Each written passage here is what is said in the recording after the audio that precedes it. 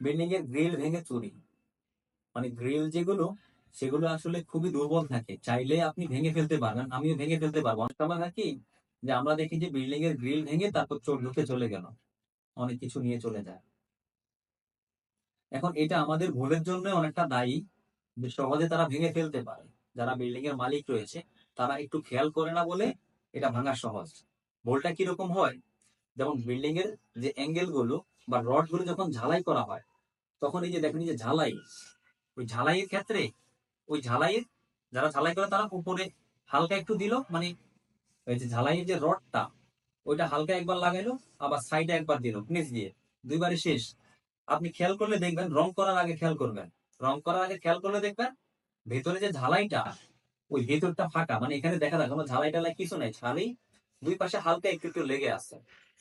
এখন অল্প একটু একটু যখন লেগে গেছে, তখন তো এটা কোনো রড দিয়ে বলেন অথবা যে পাইপ রেঞ্চ আছে সেই পাইপ দিয়ে বা যে কোনো কিছু দিয়ে যখন মোচড় দেওয়া হবে তখন খুব সহজে ভেঙে যাবে। এখন যে কোনো রডকে যদি ভেঙে ফেলা যায় সহজে, তাহলে এরকম দু চারটা রড ভেঙে তারপর চোর সহজে অনায়াসে ঘরের ভিতর ঢুকে যেতে পারবে। তাহলে আপনি এত লাখ লাখ টাকা খরচ করলেন, এত সিকিউরিটি দিলেন, এত টাকা দিয়ে বিল্ডিং করলেন, সেই বিল্ডিং এর মধ্যে তো আপনি বড় একটা দুর্বলতা রেখে দিলেন যাতে করে চোর সহজে ঢুকে যেতে পারে। আমার নিজের বিল্ডিং আমি দেখেছি, যখন বিল্ডিং করলো, গ্রিল গুলো লাগানো হলো, তখন আমার মনোভূত হয় না ঝালাই করবো, মানে তারা ওই যে কন্টাক্টে ছিল যে আপনার একটা জানালা তৈরি করে দিবেন কত টাকা। তো ওরা করে কি যে আপনাকে একটা কাঠামো দাঁড় করানোর জন্য, জানালাটা হওয়ার জন্য জাস্ট এরকম এরকম করে লাগাই দিল, শেষ, ঝালাই হয়ে গেছে, বিল্ডিংটা কমপ্লিট হয়ে গেছে।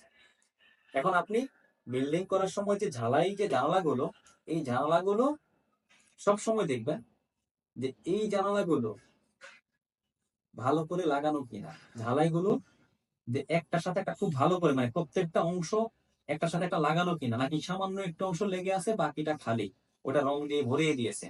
রং দেওয়ার পর বোঝা যাবে না যে খালি না ভরা।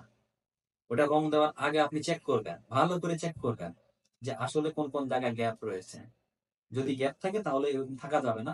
জানালা তৈরি করার আগেই যারা তৈরি করবে তাদের সাথে ওইভাবে কথা বলুন যে আপনার জানালায় কোনো অংশ ফাঁকা রাখা যাবে না, তাহলে অন্তত তারা চুরি করতে আসবে, তারা সহজে গ্রিল ভাঙতে পারবে না, মানে একবারে গ্রিলটা ভেঙে বাড়ির ভিতরে ঢুকে যেতে পারবে না।